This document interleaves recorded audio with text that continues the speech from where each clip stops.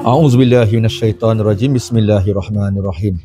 Alhamdulillahirabbil alamin wassalatu wassalamu ala asyrafil anbiya'i wal mursalin wa ala alihi wa sahbihi ajmain.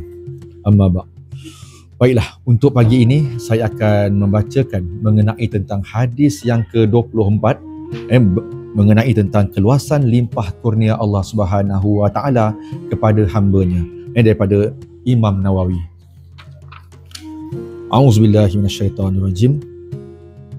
An Abi Dzarr radhiyallahu anhu, anin Nabi sallallahu alaihi wasallam, fima rawa anillahi azza wa jalla annahu qala: Ya ibadi, inni haramtu zulma ala nafsi wa ja'altuhu bainakum muharraman fala tazalamu. Ya ibadi, kullukum dhallun illa man hadaituh fastahduni ahdikum.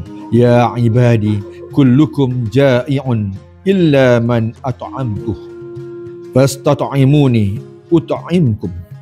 Ya ibadi, kullukum 'arin illa man kasautuhu fastaksuni aksukum. Ya ibadi, innakum tukhti'una bil laili wan nahar wa ana aghfiruz dzunuba jami'a fastaghfiruni aghfir lakum.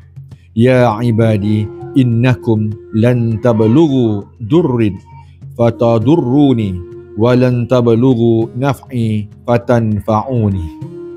Ya ibadi, law anna awwalakum wa akhirakum wa insakum wa jinnakum kanu ala atqa qalbi rajulin wahidin minkum ma zada zalika fi mulki syai'a. Ya ibadi, law anna awwalakum wa akhirakum wa insakum wa jinnakum kanu ala afjari qalbi rajulin wahidin ma naqasa zalika min mulki syai'a.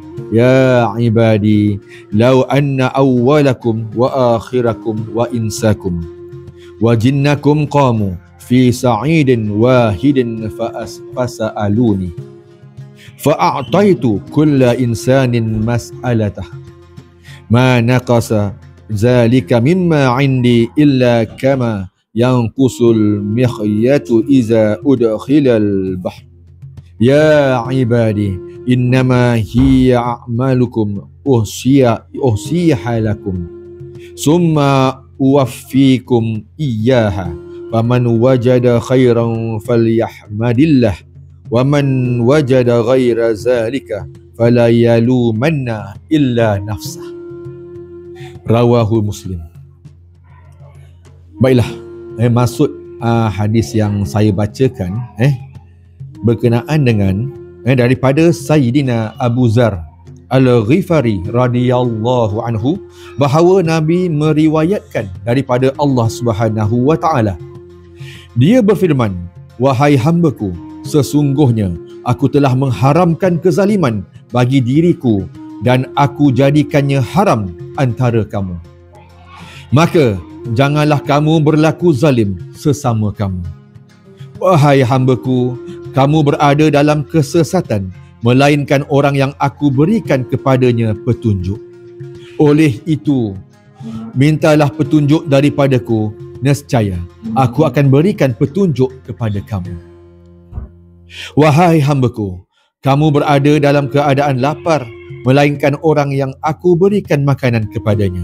Maka mintalah makanan daripadaku, nescaya aku akan berikan makanan kepada kamu. Wahai hambaku, kamu tidak berpakaian melainkan orang yang aku berikan pakaian kepadanya. Maka mintalah pakaian daripadaku, nescaya aku akan berikan pakaian kepada kamu. Wahai hambaku, sesungguhnya kamu melakukan kesalahan siang dan malam, dan aku bersedia mengampuni kesemua dosa. Maka mintalah keampunanku, nescaya aku akan mengampuni kamu. Wahai hambaku, sesungguhnya kamu tidak akan dapat memberi mudarat sehingga boleh memudaratkanku, dan kamu juga tidak akan dapat memberi manfaat sehingga boleh memberi manfaat kepadaku. Wahai hambaku, sekiranya semua manusia dan jin yang terdahulu dan kemudian menjadi orang yang paling bertakwa dalam kalangan kamu, keadaan itu sedikit pun tidak menambah, iaitu kemuliaan dan kehebatan kerajaanku. Wahai hamba-Ku, sekiranya semua manusia dan jin yang terdahulu dan kemudian menjadi orang yang paling derhaka dalam kalangan kamu, keadaan itu sedikit pun tidak mengurangkan kemuliaan dan kehebatan kerajaanku.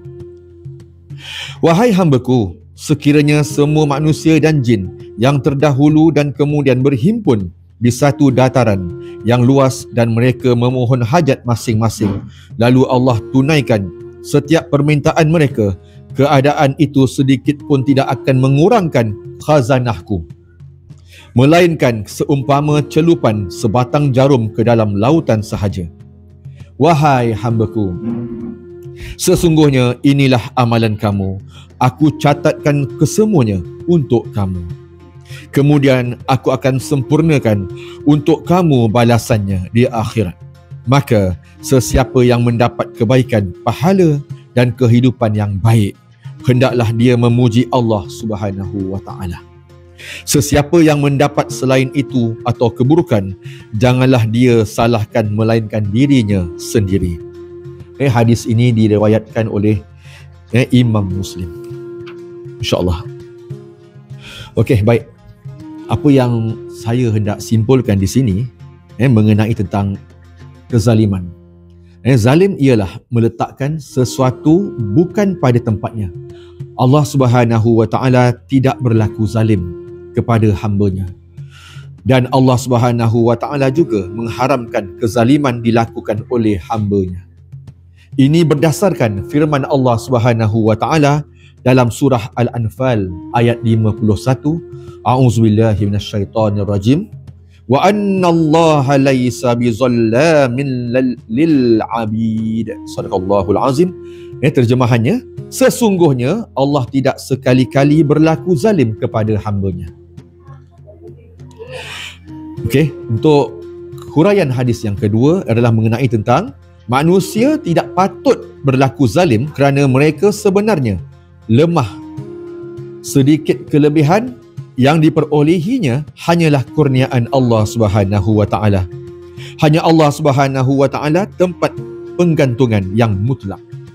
Permohonan tulus kepada Allah melalui doa munajat dan pengharapan adalah tanda seorang hamba itu beriman. Okey, untuk huraian hadis yang ketiga, kerajaan Allah Subhanahu wa taala tidak tergugat dengan kederhakaan manusia, sebagaimana kerajaan Allah Subhanahu wa taala tidak sedikit pun bertambah dengan sebab ketaatan manusia. Allah Subhanahu wa taala boleh memperkenankan setiap permohonan hamba-Nya.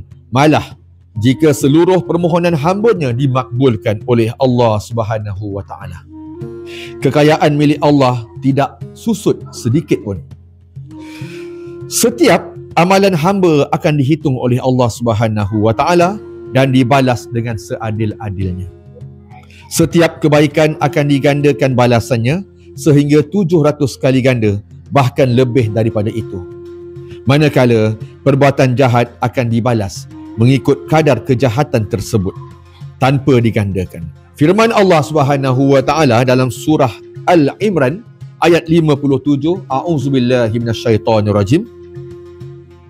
Wa ammal ladzina amanu wa amilus solihati fayuwaffihim ujurahum wallahu la yuhibbuz zalimin. Sadaqallahul azim. Okey, terjemahannya, adapun orang yang beriman dan mengerjakan amal soleh, maka Allah akan menyempurnakan pahala mereka, dan ingatlah Allah tidak suka kepada orang yang zalim. Apabila seseorang hamba melakukan kebaikan, sewajarnya dia bersyukur dengan anugerah tersebut. Sebaliknya, apabila dia melakukan kejahatan, maka hendaklah dia bermuhasabah atas kecuaian dirinya menuruti kehendak nafsu. Okay, insyaAllah dekat sini Ustaz akan membacakan mengenai tentang pengajaran untuk hadis kita yang ke-24 tadi. Okey, untuk pengajaran kita yang pertama, adalah mengenai tentang hadis ini sangat penting kerana menghimpunkan 3 perkara besar dalam Islam, iaitu pengharaman perbuatan zalim, kepentingan doa yang merupakan intipati utama ibadah kepada Allah Subhanahu Wa Taala, serta penegasan kesempurnaan sifat Allah Subhanahu Wa Taala dan kekuasaannya.